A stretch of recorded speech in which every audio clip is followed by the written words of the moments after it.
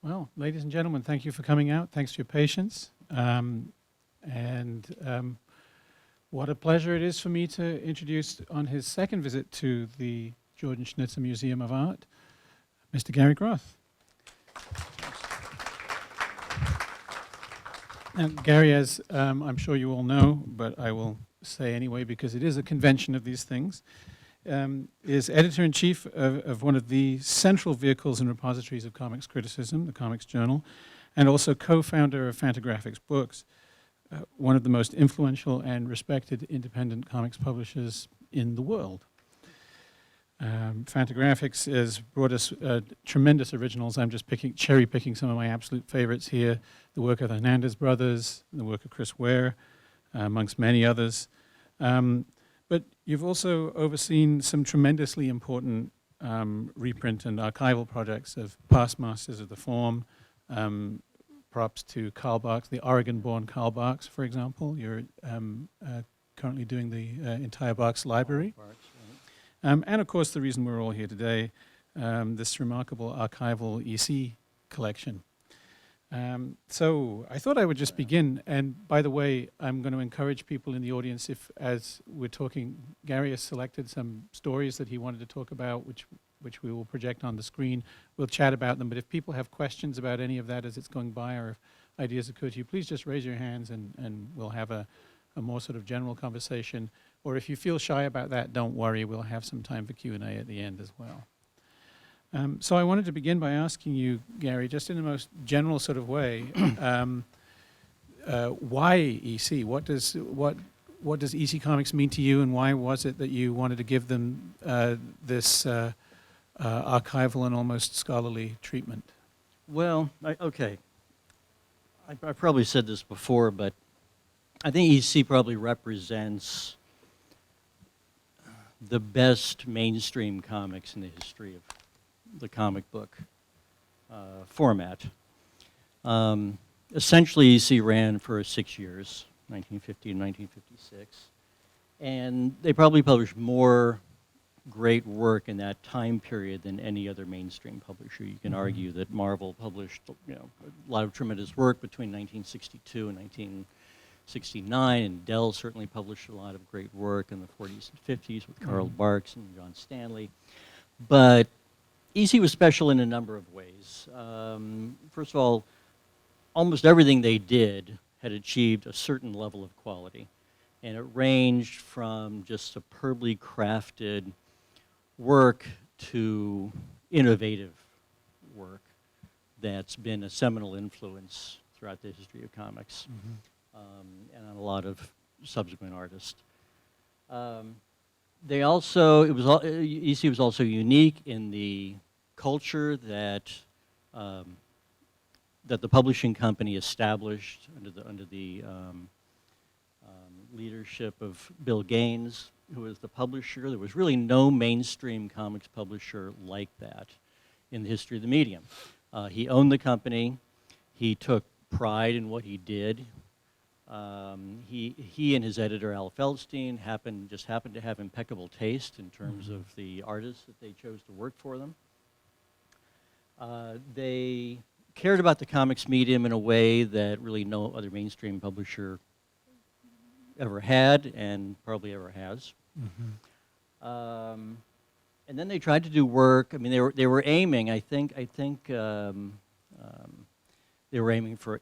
I think that the convention is that they were aiming for 8-year-olds, but they were clearly doing work that they themselves wanted to read, and so they were. They were doing work that far exceeded what your average 8-year-old would read. Now the work's been reprinted many times. So when a publisher such as yourself comes along and decides to do this, what were the decisions behind? Well, I'm always trying. My quest is to publish all the best work that's ever been published. Right. And so and the work that's been published so many times, I have to think of a new angle. Right. And I was trying to refresh my memory as to exactly how I came up with the format of publishing. What we're doing is we're publishing the EC books by artists. They've really only ever been published by title. So, The Vault of Horror or Weird Science Fantasy or crime, suspense stories, they've always been published in collections of those titles. In facsimile editions, I think. Yeah, you almost always, including the letters pages, and even Right. usually starting chronologically with, Right. 1950 through. So my idea was that I thought there was something, if not exactly timeless about EC Comics, something that could make them more contemporary. And when you publish, when you reprint comics and you reprint them in facsimile editions, I mean, you are reprinting them precisely as they were published originally, and you're invoking all that kind of, nostalgia and that collector's mentality that surrounds that kind of formatting. And so my original plan was to make it much more palatable to a contemporary audience. So the question is, how do you do that? And I thought EC Comics deserved that kind of treatment. I mean, I wanted them to reach a more contemporary audience. And all of the formats they were always published in were essentially targeted to EC collectors. I mean, people who were just obsessed with EC and how they were presented and what they looked like.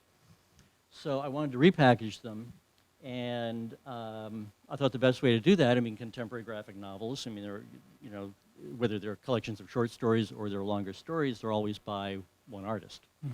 So my idea logically was to collect them into a series of books by artists rather than by title. And then we wrote down the artists by genre. Which is actually the way the exhibition sort of functions as that's well. right. That's interesting. I hadn't actually thought until this very moment that we were sort of doing something very similar That's there. true, that's true. Yeah. So I just thought that would be the most palatable format to entice a contemporary readership. And I just think EC Comics deserve to be read by younger people. I mean, the joke around the office is that the EC collectors are dying off. They're people who grew up reading them, and they would now be in their 70s, In the 70s and 80s. mostly, yeah. Yeah. So you chose a selection of stories to talk about today, and the first one that I have queued up here is called Fall Guy for Murder, which is also the title of the Johnny Craig collection. So do you want to say a little bit about why you picked this one? And I have a few image highlights throughout, but Well, I thought this exemplified Johnny Craig's work. Johnny Craig, I think, is an underrated EC artist. I mean, I know when I was growing up, the artists that we EC fans appreciated were people like Al Williamson, Wally Wood. Johnny Craig is a more understated cartoonist. He's probably the most urbane of the EC artists. I mean, his work is the closest to noir. He draws stories where, there are lots of people in suits talking, committing murders occasionally. I chose this one. I mean, I could have chose any one of a dozen, but I thought this was this kind of captured that noirish quality of his. It actually reminded me of a drama from the 1950s, like Alfred Hitchcock Presents, one of those half-hour dramas that are just sort of impeccably. even the setting, I mean, it feels like they're in a set in this guy's sumptuous living room here. Right. The plot, perhaps I should summarize it briefly for people, involves a private detective who is called to the home of the man who married the woman that the detective's name, actually, I should say this because it's Greg Saunders, so there you go. No relation. Greg Saunders shows up to talk to this man who married the woman that he loved, and now she's apparently gone missing. So we learn on the second page as they go through the apartment that all of her things are gone, all her clothes have gone, and so her husband is claiming that she's left him, but the Detective Saunders becomes suspicious because, as he says to himself, I think it's on this next page, no woman would take all of her clothes if she ran away. There's always something that's out of fashion. There's always something that would get left behind. So he becomes suspicious and decides to investigate. And one of the things that he learns is that what is his name? The antagonist's name. Anyway, this man he suspects of murdering the woman that he loved has been reading lots of dime store detective fiction. So you get a kind of story within a story moment here. Here he is interviewing the guy at the pharmacy who also has the little lending library and says, oh yeah, he borrowed all these books about murder and they were all the same. They were all about like how to murder your wife. So he becomes suspicious and finally finds a book which has the name of the title of the strip that we are reading. Pretty meta. Yeah, so it gets all meta here. Reading Fall Guy for Murder. And then there's a whole bunch of the story which basically repeats the story that you've already seen. It's very Hitchcock at this point, right? Yeah, you know how yeah. Vertigo seems like weirdly long for those of you who are familiar with this because you essentially have to watch the same story happen twice. This is a very Vertigo-like comic book in that he starts to read the story and it recreates the entire experience that he's already had. It's a novel about a man who is a detective who is called to the home of somebody who is married to a woman that he loves and she's gone missing. I mean, it's the same story. And then here's the detective within the story going to the dime store. I think I put them side by side so you can see the complete parallel. The story is now, what is it, a 6-pager, an 8-page? It's 8 pages, and it's already repeating itself almost, cyclically. And then, well, it doesn't end quite the way we would expect. Did you want to say anything about this? So here he is desperately trying to read the story to find out what happens. So now at this point, you are the detective, reading the story as quickly as you can in order to find out what the end is. I find it does happen as I read it, that I start to read ever more frantically. Well, get to the end of the damn book, you idiot. And look at that Ditko S panel, first panel. Yeah. The guy's sweating. Yeah, well, now everybody's sweating, right? The detective inside the novel. So in the novel, the detective gets shot, right? Right. And the detective outside the novel reads that the detective gets shot, and this makes him nervous. So now everybody's sweating. Now, I think Craig wrote a lot of his own stories. I'm not But sure this one's if it was Feldstein, I right? think. Yeah, it's so wood heavy. It must be, right? Yeah. So then the twist is, then he sees some movement out of the corner of his eye. He thinks it's the husband come to kill him. He shoots, and then it turns out that he's killed the woman that he loves, and that's it. I mean, It's just so impeccably put together, jigsawed together. The pacing is perfect. The last panel is a reveal. Yeah. So I think it's all. I mean, part of the shock is that reading it, you can't. I'm still shocked when I reread it that the villain wins. That he actually, that the detective is completely caught inside this trap and doesn't ever find a. I mean. Which did not always happen. That must have been for audiences at the time. Must have been, it must have been a little shocking. Yeah. Which is, one of the many reasons that EC was condemned. I mean, it's just one more example of the immoral. Yes. The turpitude. While we're that talking Bill Gaines about was inflicting. while we're talking about Johnny Craig, I couldn't resist doing this because I wanted people to have some sense of him as a designer. So I just threw in a few of his introductory pages so that people could see, because again, as Gary was mentioning, and I think it's really true, why is it that he's not as popular as, say, the Wallace Woods or the Al Williamsons? Well, I think it's because his drawing is so relatively subdued. I mean, he just does not have that. He's not flashy. That burnish technique Right. that so many of the artists have. He's very well regarded among artists, though. Yes, I think of him as an artist. Well, in the same way that Toth is. Yeah. I mean, that his work is more minimalist, and it's just so impeccably done. And the black and white, work is just so beautifully done.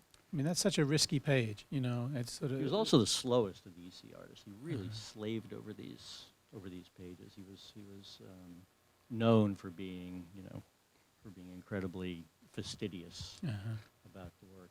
These are all just struck me as really striking ways of beginning a story, and that these stories were very short by modern comic book standards, and the first page, therefore, that much more important. So the shot from inside the grave there, it was the first time I'd seen that. I know it's a device that they ended up using more than once. Or these very Eisner-esque, you know, just the big white space here instead of the huge black space. But that sense of negative space. Or the disembodied head. You know, just graphically, he's so bold. And I think that's... Yeah, he was probably the EC artist who used the splash page to best advantage. Yeah, I think in terms so. of design and narrative impact. Now, Yeah. Krickstein, on the other hand, hated the splash pages. He thought they served no function, no use, and which is why he got, which I guess we'll see, which is why he got right into the story immediately. Actually, I guess the next one I selected, we've got 2 Krickstein stories, and I wanted to talk about that, why you chose 2, but this was the next one I've queued up here. So this is a Wallace Wood story. Oh, Now, would you say a little about why you chose this one? Yeah, What's well, Wood did so many, well, let me skip back. EC and Gaines and Feldstein did what they called the preachies. And these were socially relevant stories that were often anti-racist stories. I mean, they had a message, and it was a heavy-handed message, and it was delivered with a kind of dramatic sledgehammer. This is, I think, a little less. I mean, I could have picked one of those. This is very much a kind of kitchen sink drama. You know, kitchen sink drama is a term of kind of lower class urban dramas that you would see in a lot of films and fiction in the 1950s. And this story, it runs on parallel tracks. The left-hand side of the page is devoted to this guy's parents, and the right-hand side is devoted to his upbringing. And they're both reflecting on their lives. Yeah, it's consistent throughout. So the guy whose name I forget, the guy from based on the front on the title page. So Kenny is his name. He's been convicted, and he's about to have the death penalty imposed upon him.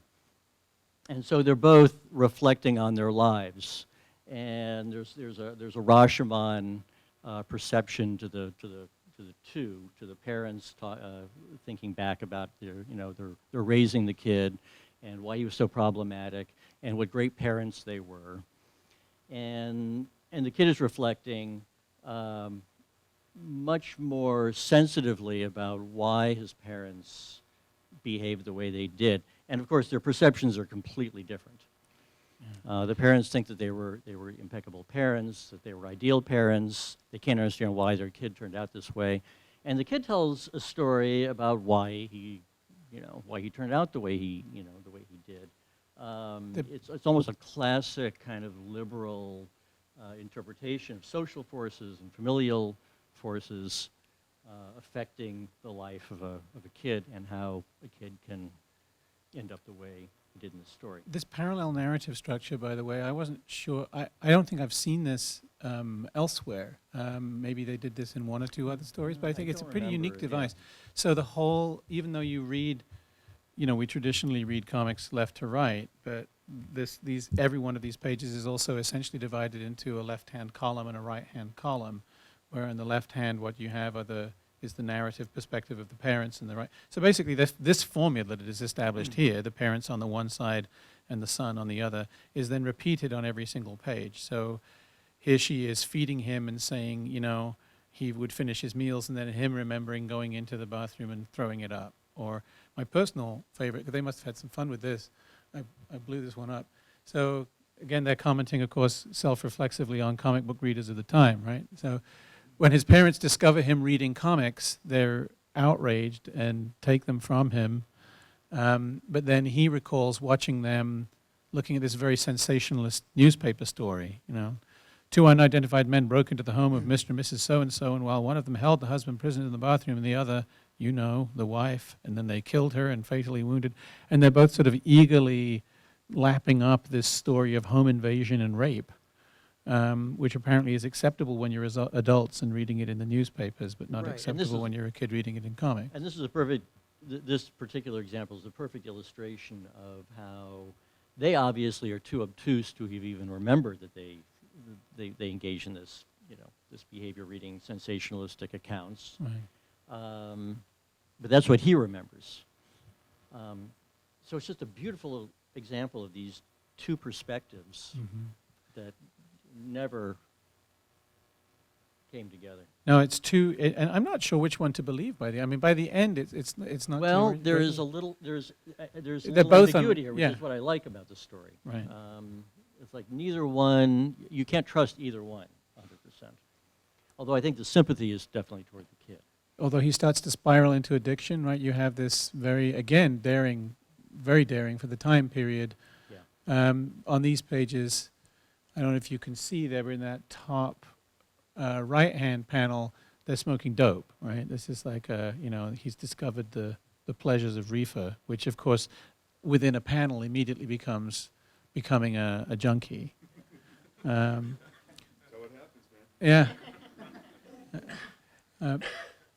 Now the upper right-hand panel is kind of interesting because you can if you look at the figure that's standing, that was clearly a girl, and for reasons that no one any longer knows, changed it to a boy. And I guess I'm not even sure Wood is the one who made that alteration. I did not know that. Yeah. What title did this originally appear in? I This wrote have been that in down. shock. Yeah, Shock Suspense Stories number 10. And then your final page, of course, brings the poetic arrangement of the layout and storytelling here. You can see them side by side, although it isn't so there's your first page and your last page, and you've come right back home, as it were. And the parents are genuine in their cluelessness. That's another facet. They aren't malicious. No, and the final thought of the son is, maybe I was just a bad son. So he isn't actually blaming them continuously. Right, There's this right. curious. And there's a sympathy toward Yeah. all of them. Yeah, it's a really compared to the much more sort of on the nose character of the Preachies that you mentioned. This one is definitely a much more ambiguous tale, an experiment in not just the ambiguity of the two narratives that don't add up, but by the end it feels like two equally unreliable narratives. And the miracle of something like this too is that it was written in a day. Right. Bill Gaines and Al Feldstein would get together, and they would shoot ideas back and forth in the morning, and then Bill Gaines would come up with plots and bounce them off of Al Feldstein. And Feldstein would either accept or reject them, and if he rejected them, then Gaines would come up with another plot, and and sometimes Feldstein would come up with a plot. But then the second half of the day, Feldstein would go back to his office and write the entire script. So all of the comics that he wrote were written in, I guess, half a day. That's Literally yeah. written. And And he wrote them on the boards. He actually wrote them on the did boards. any other company ever work this way? I was trying No, to I figure don't that, think- I because don't the think so. EC Not to our method, knowledge, no. people talk about the Marvel method or whatever, but I have the Feldstein method, which was to write these scripts and then have them lettered directly onto the boards so that artists received pre-lettered boards. I don't think I'm not aware of any other company or publisher working that way, and it's kind of a deranged way to work. It limits your artist from the get-go. Oh yeah. But somehow it worked for them, right? Well, I think it was, probably efficiency had a lot to do with it. Mhm. They were a really small outfit, Right. And they had so much work to do. Feldstein was this incredible workhorse. He was one of the great craftsmen in the history of comics. And of course, there were people who really chafed at this method, but and came up with their own. The EC method actually, I think, in some ways, is let the artists do the method they like, and as long as it doesn't mess with Al's page count. So yeah. Well, we'll get into that with Krickstein. yes, Really hated yeah. So his, Kurtzman is one of the one of the auteurs, Yeah, one of the writer yeah. artists. So why did you choose this A lot of the particular artists did Kurtzman it. story? We have a different complete Kurtzman story on the wall upstairs. We have all Well, the you have corpse on it. Corpse on the Engine, We have yeah. corpse on the Engine. Well, that was the story everybody chooses. So I Right. figured I should choose a different story. I guess I wasn't sure if you actually had that story here, but We- I'm glad you have it here, and, yeah. and I've chosen it. No, it's perfect. I Um, asked Howard Chaykin once when I thought I was maybe going to do a book around this show if he would write about Kurtzman and what story would he pick, and he said this one. Oh, really? Yeah. Huh. So- Well, I mean, the reason I chose this is just because I think it's, one of Kurtzman's best stories that isn't titled Corpse on the Engine. It's a story where I think Kurtzman displays some of his most empathetic gifts as a storyteller. This is a story that traces a location in, I think it's like, it must be in South Korea, or it's It's on the Korea. border of South and North Korea. And it's being let me see, if you want to go, Yeah, so the opening is, we're showing you, he opens by showing you the gun, but the caption tells you the important thing is not this piece of American artillery, it's the rubble. And then we cut back to 5 years in the past, and we see the Korean farmer laborer building the you house. see the family building their home. And every single page is constructed. Bill Shelley describes it beautifully in the book that you published, actually, as I point this out. You can see the pages side by side. Every single page is constructed with this larger final panel on the bottom of every page, showing you kind of the completion of a stage of the work. So here it's the frame of the house, and then now we see the house thatched, and the walls have been put in. And then we see him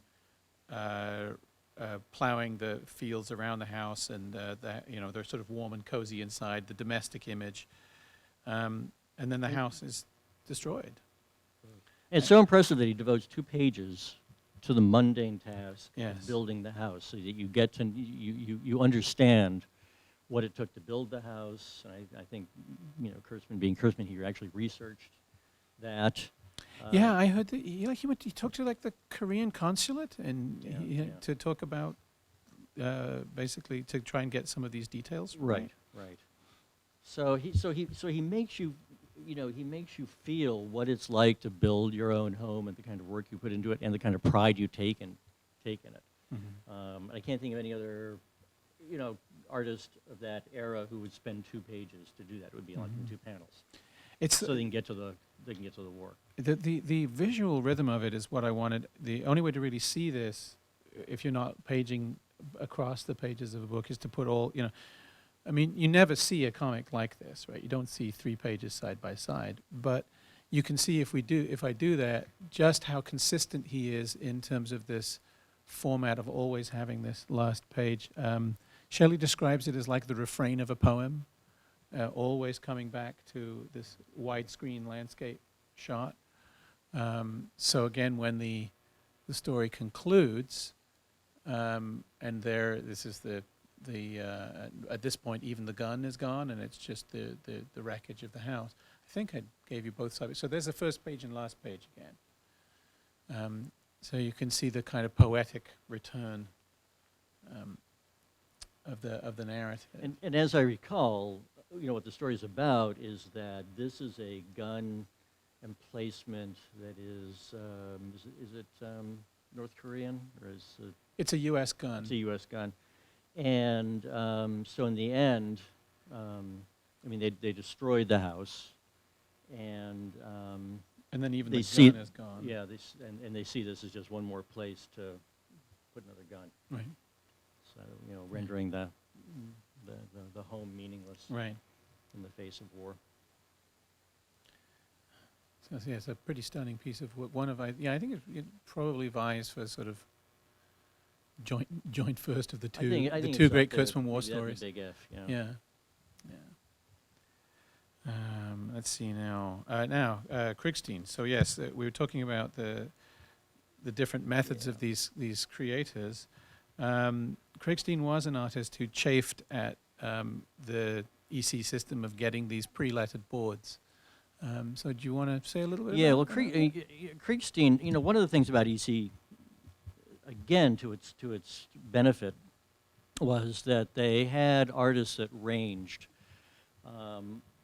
you know, all over the place, and they were willing to entertain them.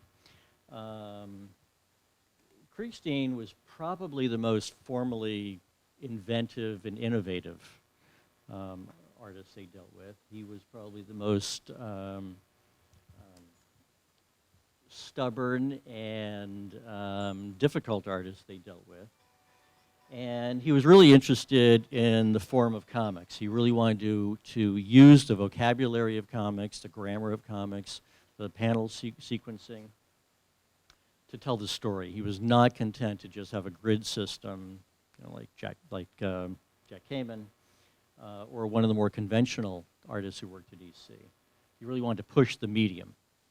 And this is the first strip he did where he was allowed to cut up the boards, to cut up the lettering, because all the lettering, as Ben pointed out, was already on the boards when the artist got the pages.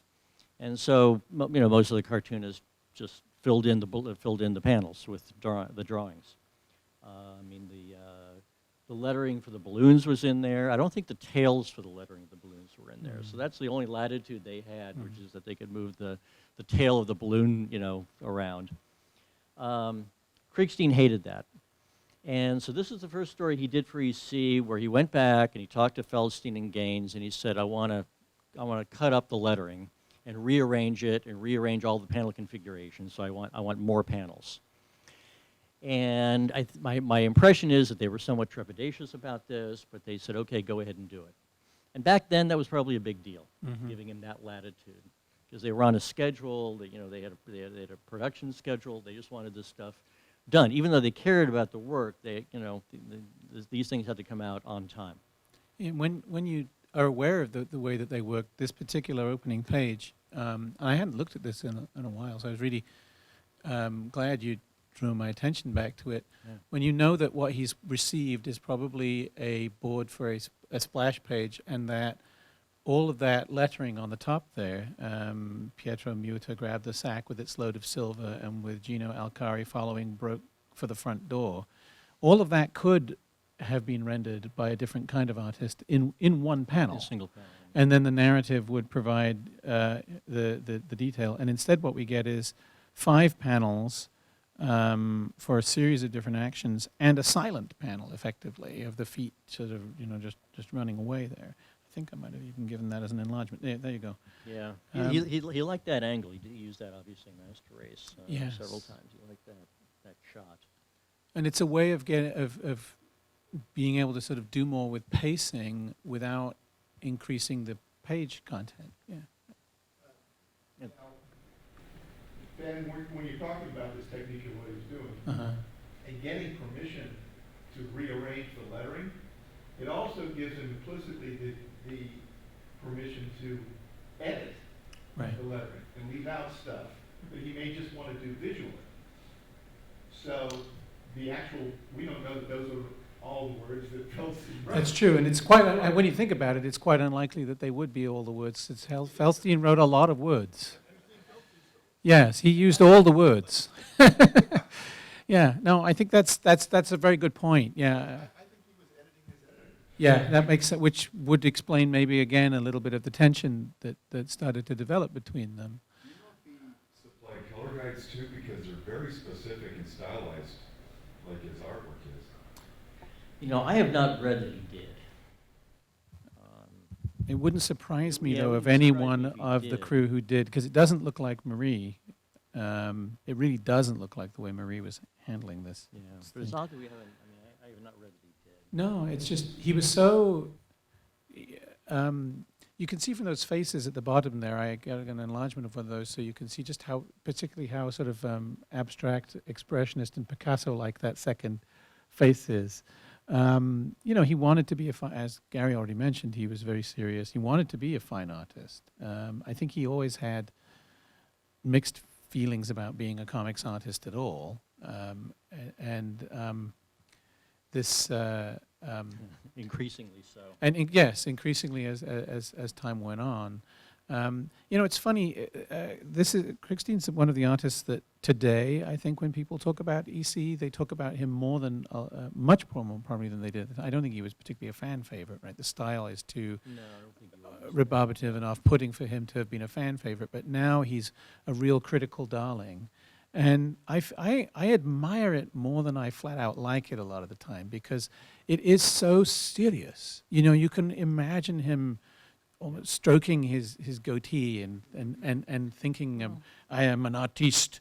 Which I'm glad he did, because he was really pushing it. You know, formally, the experiments of a story like this are just, they're wonderful. It's so admirable. And you can see where he eschewed the, I don't know, the cartoony approach, Right. or the approach to line that most of the other artists had. Right, and was thinking much about more angular, much more stark. yeah, the use of space is just amazing on this page. The plot, by the way, is a variation. It's a Poe story, right? This is Yeah. the Cask of something or other. Any Edgar Allan Poe fans? I don't think he cut out much Feldstein writing. Yeah. So but anyways, it's essentially an adaptation of a Poe story where the characters do they steal the silver, they hide in the catacombs of Rome.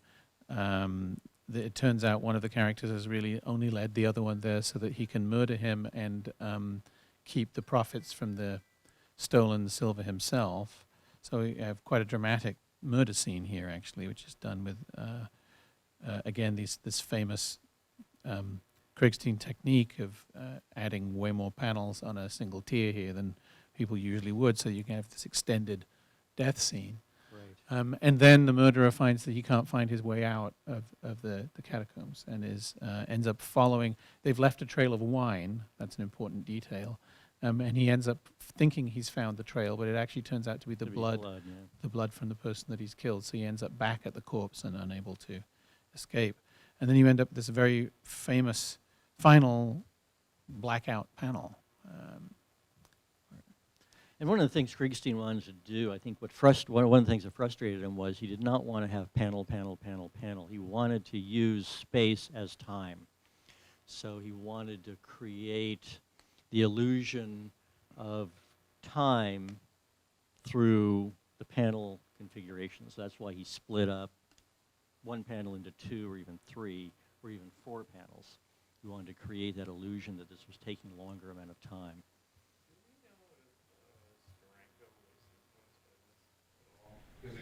I would assume he was, yeah. I'm not sure if I know that for a fact. That's a great question. I'm sure he would have been.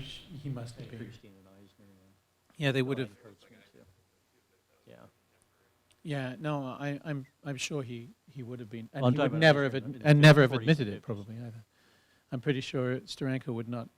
I think Steranko's own version of himself is that he emerges fully formed. But I think that's. Well, but you know, sense. another artist that I think Steranko was influenced by was Krapax. And I mean, and Krapax broke up, now that I think about it, Krapax broke up pages in the same way that Krickstein did, but I can't quite imagine that Guido Krapax, the Italian cartoonist, I can't imagine he was influenced by Krickstein. That would strike me as unlikely, but possible. But although Krickstein is actually in a curious way the most European-looking Yes. stylistically of all of these Right. guys. So here's another Krickstein. You chose 2 Krickstein stories, which I thought was interesting as well. And this one, of course, striking for the word cinematic is bandied around a lot in comics and often inappropriately. But I think you actually have something like a recreation of an imagined camera glare there with the lights coming from the car in the dark. Did I close up on that? I guess I didn't. I can't say for sure on the splash page that I mean, EC almost always had splash pages, and Krickstein hated the splash pages. He thought they were useless. He didn't understand why they were there. He thought it was a comic book convention that was there to simply entice adolescents, which he wasn't interested in. I can't say for sure that, you know, Feldstein wrote this. Did Feldstein write this? I'm not sure anymore. I'm not sure wrote if- it down. if, It's Carl Wessler. Carl This one. It's Wessler one of again, the yeah. I'm not sure if Wessler wrote this with a splash page and Krickstein split it up. But again, Krickstein wanted to get right into the story of the first panel, and he did not want to waste that space with what he regarded as a useless image. This is a very, this is one of the ones that, again, I think actually really he's thinking about reproduction in a way that maybe a lot of other artists from this period are not. It takes real risks with darkness. You know, it's hard to see what is happening. And look at those impressionistic panels on the last two panels. Yeah. So this is a chase scene, and so the story again is the paranoid detective, or isn't he, walks down the street and sees a man go by with a bag that seems to have something large and round in it, and then he notices that there is a red rust-colored stain on the bottom of the bag. So, of course, immediately, well, what's in that bag? And he stops he tries to stop the guy with the bag, and the man with the bag runs. So most of the strip actually is a chase scene. And while he's chasing the person with the strange red object in the bag, he has these fantasies about what might be in the bag, who this person is. Is he a murderer? He eventually catches up with him, and he really is going for it in terms of the number of the panels per tier here. Yeah, and look at the panels in the bottom. I mean, you could not show. I mean, look at all the variations on his face. And you couldn't show that in 2 panels. I mean, Right. 2 panels, it would have been a much more static. Yeah. So you've got, what is that, 1, 2, 3, 4, 7 just in the bottom tier, and 6 in the tier above, 3 above. That's just a 16-panel page. He's getting paid the same as if he had Right. done 6 panels. Right, and 9 is a lot for a 9-panel grid for a lot of people feels like as restrictive as they want to get. Yeah. So when you get up into above 9, you're getting it's unusual. The rectangle of the page tends not to want to support more than 9 classically. And here's a little. It turns out that the person who was running confesses that he has in fact cut somebody's head off, and it was his boss who was driving him nuts, and that's what he was carrying around in the bag. But then he gets away. They're separated. And there was a great. I mean, look at the middle tier. There's a great kinetic fight scene. Yeah. That again you couldn't have in 2 panels. A fight scene in the rain. It is. You really have to. There's a lot going on. I mean, And to figure out. He knees him. He falls down. He pulls out his gun. He shoots a couple of times. And the story is going to turn on an issue of confusion and mistaken identity. That's the nature of the twist, as it turns out. Oh, I gave you a close-up of the fight. There you go. See how. You can see he was editing it like a film. I mean, Yeah, and these splashes of color that are very. There's something almost. If that prior story was that we talked about was Hitchcock-like in it, the Johnny Craig has the Hitchcock repetition. Here you've got almost an Orson Welles approach to things like angle and lighting and shadow. And touch of then- evilish. Yeah. Yeah. Anyway, then he believes he's caught up with this person who's got away from him again because he sees somebody walking down the street with a heavy bag with a round object in it.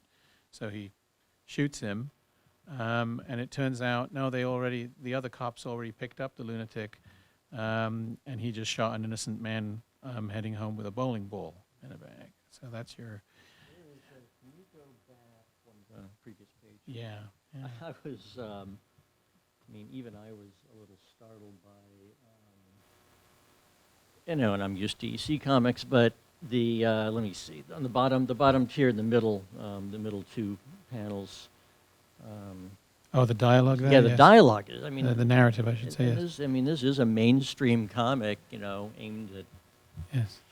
He spins around. Squeeze I'm the not trigger. taking any chances. I squeeze the trigger, blasting his face away in a red smear. Yeah.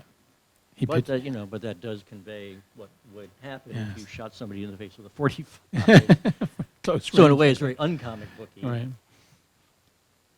This is, and of course this brings out the best, the darkness actually does bring the best things out of Krickstein. We have for those of you who are interested in taking a look at the show again afterwards, we do have there's only one really nice example of Krickstein's art in the show we have, and it's the story Bringing Up Father, which alternates between pages by the great Will Elder, channeling the style of George McManus, with these pages by Krickstein. And this is a Harvey Kurtzman scripted story for Mad, satire for Mad. And one of the things that I read about Kurtzman and his thought about Kurtzman admired Krickstein as a technician, but he thought he was lousy for Mad because the guy, as he said, the guy had no sense of humor. Yeah. So he was the serious artist and the fine He artist. couldn't even draw funny. Yeah, he couldn't draw funny, which People Kurtzman were just trying to. really, But it was a perfect use. I mean, it was conceptually brilliant. So they came up with an idea of using Krickstein to do the serious half in this parody story, to take advantage, in other words, of the fact that this man couldn't be funny. He used them exactly. So Yeah. And the story is it's a Maggie and Jigs, yes, which was done by George McManus in the 20s and 30s, and it's this domestic comedic strip where Jigs is always beaten. I mean, the gag is that Jigs is always beaten with a rolling pin at the end of the strip because he does Right. he has some harebrained scheme. And so what Kurtzman did was like, what would that really be like if you took it out of the cartoon context and gave it to someone like Krickstein? It was as far as from the cartoon context as you can get, and then Krickstein really just knocked it out of the park. He just did a brilliant job. yeah, and it's oh, sorry. We sort of talked about how restrictive the stories were to the creators, that you got 6 to 8 pages to work with. But I think that in some of these examples, because you've got such a small amount of space, you really have to think economically. Every panel, every inch of space you've got has to mean something. And I think that it's just, these are wonderful examples of that, okay, I've got 8 pages to tell this complex story. How do I do this in the best way possible? And sometimes having 8 pages is better than having 20. That's almost too much room. And the 8 pages really forces you to think creatively and can sometimes bring the best out of you.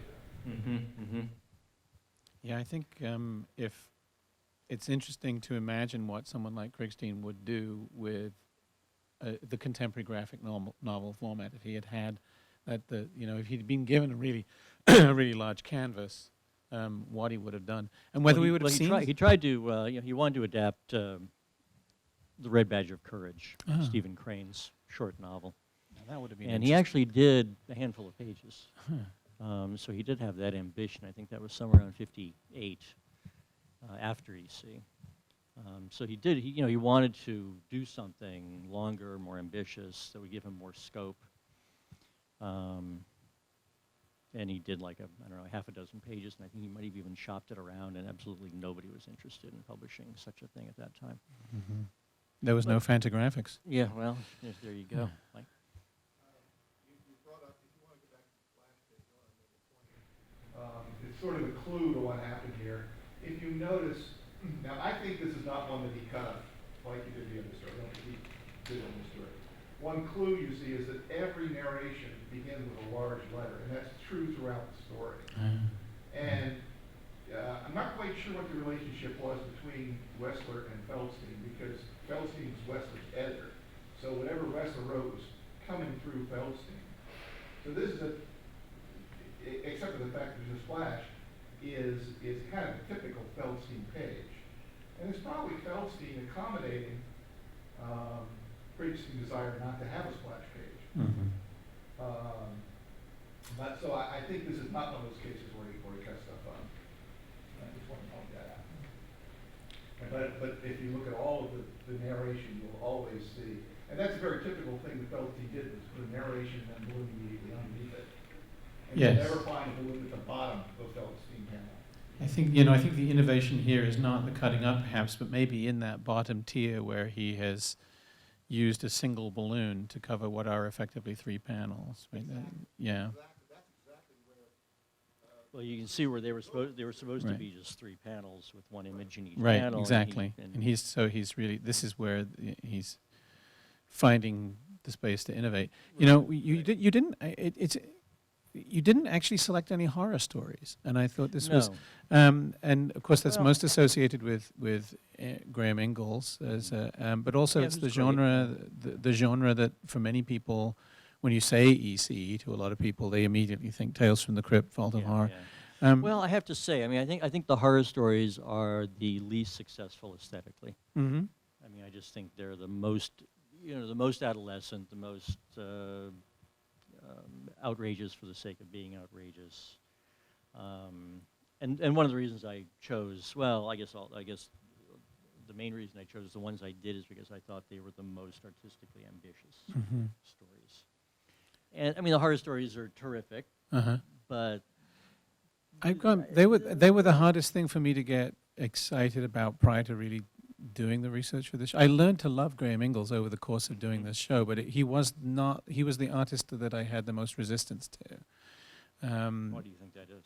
I think because he's not a sequentialist. If that's, I think that Ingels is an illustrator, and it actually the Feldstein technique actually worked really well for him. So I don't have an example to show you right now, but upstairs there's a lot of Graham Ingels on the wall in the horror section, and Ingels is a really interestingly genre-specific artist in that he wasn't terribly successful prior to working in the horror genre, and when the genre was effectively banned, he ends up sort of having to leave comics. It wasn't some of these, you know, Krickstein left and didn't want to come back particularly, but Ingels didn't want to necessarily leave comics. It's just he couldn't really do. If you couldn't do horror, he wasn't that good at anything else. But he also repudiated his work. I mean, yes, he hated his work. I don't know how long a period it took him to do that, from the time he quit doing comics to hating the comics he did. There's definitely, that's a man running from something, I mean, for sure. He disappeared if you haven't read the biography, Graham Ingels disappeared for 10 years, between 62 and 72. And, I mean, he had a wife and a kid, and he was gone. And the people closest, people thought he was dead. And he almost was, because he moved to Florida. Yes. Yeah. And he ended up, I think, he told Bill Gaines for the 72 EC convention, you can tell people I'm still alive, but I won't do interviews. I won't talk about the work. And he didn't even want to take money for when his original art was sold in the 80s. He gave it to a charity. Yeah, he refused. Yeah, he refused the check initially, and then gave the money away. So this is that's a guy running from his past. Yeah. But an interestingly, what I like about Ingels now, when I look at it, is I see this very a Universal Pictures horror movie aesthetic, where the characters, even the non-monster characters, are always posing in this very theatrical, silent movie, sort of everyone's doing this all the time, and these wonderful gestures. And I like him in his illustrative mode. Yeah. Yeah. Oh, I mean, I love all the artists who did. I mean, Jack Davis, of course, is extraordinary. But I mean, if you compare Davis's horror work to the work he did for Harvey Kurtzman in the war books, the stuff he did in the war books just holds up in a way that the horror stuff, as good as it is, doesn't. I think that's true. It's more moving, more profound. So your final choice is a. That was. Oh yeah. I said it says Al Krickstein here, which is wrong. It's Al Feldstein. Al Krickstein, that's like some sort of weird. That is a horror. That is an EC horror story, right?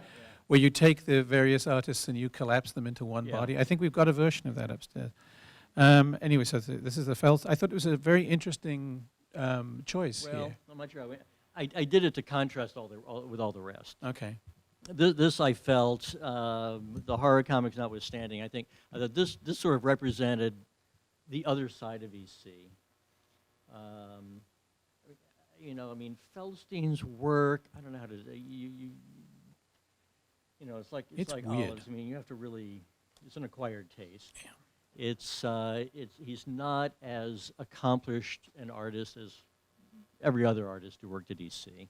His work is stiff. I mean, and he knew that. He recognized that, and that's one of the reasons he stopped drawing and devoted all of his time to writing, because he didn't think he was as good, and he wasn't. This story appeared in one of the science fiction books, and it is just crazy. It is just completely fucking nuts. It has to do with a guy. This guy goes to Rockefeller Center in New York, and I didn't reread it. When I read it when we first published it like a year ago or something, I was just like, I was just stunned at how weird this thing was. Yeah, he's just been dumped, and he goes for this tour of Rockefeller Center. Yeah, he goes to the tour, and somehow he gets sucked into the future. He walks in the door. I don't know. It's a tour. He latches onto a tour around Rockefeller Center, and then it turns out that the tour is from the future. So when they leave, basically the people giving the tour are from the future. It's a time-traveling tour guide, and he manages to somehow latch on to the tourist group so that when they then leave Rockefeller Center to go to the future, he's just there with them. So he gets in their time machine and ends up in 2150. And apparently no one's like counting anybody in or out of the tour, right? That's Very loose. That's where you have to suspend disbelief. Time travel we can handle, but the idea that they wouldn't count everybody in and out. Come on, this is America. They can't. There's no freeloaders. It was like what it was like to fly in the United States like 15 years ago. They didn't really, Exactly. Yeah. This is a maybe that's it. It's such a utopia. They don't use money in this future, so maybe that's it. It's very trusting, kind of utopia. So he arrives, steals somebody's clothes. Look at that last panel. And finds himself at the constructor, where, as you do when you go into the future, he finds himself at the constructor wife shop. So I remember when I reread this, when we were publishing the book, it was like I read that, that panel, went, holy shit, like, and then it's all played straight. Yes. It's like there's no sense, of any self-awareness that this is indeed insane. So he walks in. He's curious about the wife kit that you can order. And the sign on the wall says that you can also just arrive new kits for women who desire the perfect husband. So you can actually Equal opportunity. Yeah. And he's told at the end of the exchange, if you have a sister who's looking for a perfect husband, just send her to us. So they go through the sales spiel. She explains what. The various kinds of wives. There's a deluxe wife, which of course, he would choose. Yes, who cooks and cleans and never complains. I love that penultimate panel. Yeah.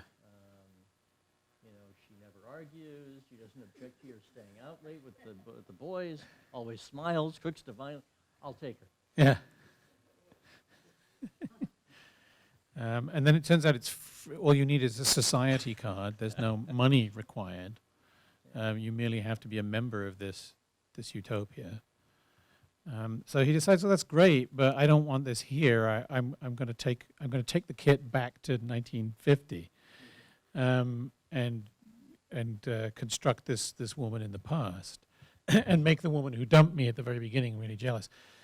And then you get this really weird sort of trophy. Well, then you get the creation scene, which is truly peculiar. He makes her in the bath. You just dump this stuff in a bathtub, and up she comes. Yeah. Naturally. Well, yes. how else could you create a wife? Yeah. A wife kit. And then they get married, and he takes her to all the office parties. And so I've underestimated you, Alvin. Yes. Yeah. Yeah, but you got such a beautiful wife. This is, no. That it gets weirder. So yeah, it turns out that he gets his revenge on everybody. The woman who dumped him and the man who stole her, and but then he comes home one day to find she's left a note saying she's gone for a guided tour of Rockefeller Center, and then she never comes back. And that is the end. She just doesn't come back. It's so beautifully absurd. And it's all played straight, as you can. I mean, look, he's in anguish. I Yeah, mean, no, his heart is it's broken, painful. and all he's got, he says, as the final panel, I've toured Rockefeller Center 112 times now, but I haven't found these visitors from the future. But I'll keep trying. In the meantime, I have these bottles to remember her by, the bottles she came out of. So there is this side to EC that I just wanted to, and this is, one of the craziest examples of, and our Feldstein book is full of, I mean, this might be the nuttiest story in the book, but or the funniest. But I actually think, I mean, there's a lot you can do with it, right? I mean, it's the Pygmalion myth, and it has this, this fantasy of, in science fiction and in other contexts. The Pygmalion myth's a good example, right? The My Fair Lady, all of these variations on this idea of men creating this Stepford wives, would be a later version of it, right? So it's the territory that he's getting into. Just when I think of these various names, is pretty rich. There's a lot of experiment. There's a lot of fictional variations on this fantasy of the idealized, of the heterosexual man creating the idealized hetero woman designed for the male gaze, right? And then the way they the fact that they play it so straight makes the absurdity actually of this character. I mean, he's a really quite pathetic character. But you also have it's the plot of Weird Science, right? The movie Weird Science, which is which echoes the title of the From the 80s. yeah. That's right. So That's right. so there's a way in which, in some ways, it's almost the archetypal EC story. Yes. Feldstein loved to recycle plots, or I guess he had to recycle plots. There's another variation of this, and I think it's in the same book that we did, where he gets the ingredients to make the woman, but he doesn't understand the instructions. So he keeps mixing up the wrong batches. Right, and she So he comes- gets one who's really fat, he Right. gets one who's really tall, he gets one who's really short, and he's running out of stuff trying to get the perfect way. Yes, rereading this one, at first I thought it was that one, and how does that end? He finally I think the way that one ends, and it's a comeuppance. I remember how that one ends. The thing with that version of the story is that the first man that the created woman sees, she will fall in love with. So he has to be there. Not only does he have to get the mixture all perfect, it really is like this bizarre sort of baking a cake thing, right? But it's like if you're not there when it's ready, then it all fails. She'll fall in love with the wrong person. So he finally gets the mixture right, and then there's a knock on the door, and she sees the mailman, I think it is, or something like that. And so she ends up, he's run out of the materials. He's made the perfect woman, and she falls in love with somebody else, and that's his punishment. We are, I think, at the perfect point to go over completely to questions from the audience. We think we have time to take a couple of questions if people have them for Gary about EC or any of this material. Yeah, and while we're waiting for a really good question, one thing that's remarkable about EC is, I think they publish some of the best stories in mainstream comics. I think the Flying Machine, for example, is another one. There's a handful of Kurtzman stories that would qualify. That is really at the height of comic book art. But what's remarkable, and I'm not saying this to mitigate the aesthetic deficiencies of EC, of which there are plenty, and one of them, of course, is that there's far too much copy to really, there should be less copy. And Gaines admitted, I don't know if Feldstein ever admitted that, but Gaines actually did say, in retrospect, that they overwrote. Mm-hmm. Although that too has its defenders. I remember Gil Kane, who did too. Gil Kane was a comic book artist, and he thought the writing was great, or at least he thought it served an aesthetic function. It enhanced the impact of the drawing, and he even used it in his own two independent books. His Name is Savage and Black Mark, and you see those, and they're very EC influenced because the copy is incredibly heavy. But what I was saying is that, you know, it was a medium back then. It was a hack medium, and Bill Gaines had to conform to that kind of hack ethos. It was a production line. I mean, he had to crank out books. You know, they had hard deadlines. They could not miss deadlines. And the artist had X amount of time to do stories. Al Feldstein had to write stories. I mean, and then Al Feldstein got written out at some point, which is why they brought in writers like Carl Wessler, because he just ran out of ideas, and he ran out of, you know, even recycling his ideas. And yet, within that context, you know, they were able to do this kind of work, and they were able to attract, you know, the best artists working in the field. And the artists ranged from people who simply wanted to draw pretty pictures, which would be someone like Al Williamson, to someone like Kurtzman or Krickstein, who really wanted to advance the form. And somehow Gaines, and I suppose it was a combination of Gaines and Feldstein. They created a context that attracted these artists to them. I think it was Krickstein who actually applied at EC Comics. And EC was paying like $5 a page less than Marvel, Timely at the time.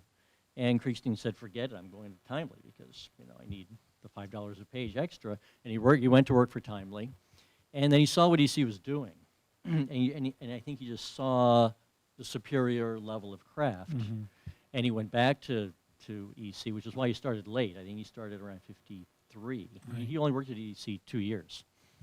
And he came back and he walked in the door and he basically said, you know, "I'd like to, you know, give it another shot." And Gaines reportedly said, "What took you so long?" How many of these books that you're doing are planned? I mean, are you going to reprint everything to just... We hope to, yeah. I think there's going to be something like 34. Okay. Yeah, Mike is the series editor. I think there are 34. We're roughly at the halfway mark. 17, the plan for 34, and Yeah. squeeze another one out. And we have 10 more Kamen books to go. Yeah. Yeah, so I think there'll be about 34. Do they, I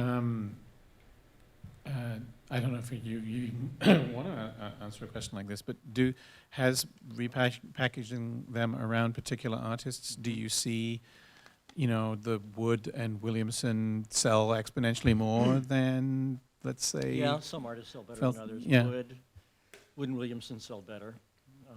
You know, Kurtzman, did you read the biography that we published? The Bill Shelley book? Yeah. Yeah, oh yeah, I think it's great. I mean, Harvey Kurtzman was brilliant, but he never sold well. I mean, the only thing he ever did that sold well was Mad, which he did 24 issues of, and then abandoned. But Harvey always had a very, very difficult time of it commercially, just making a living.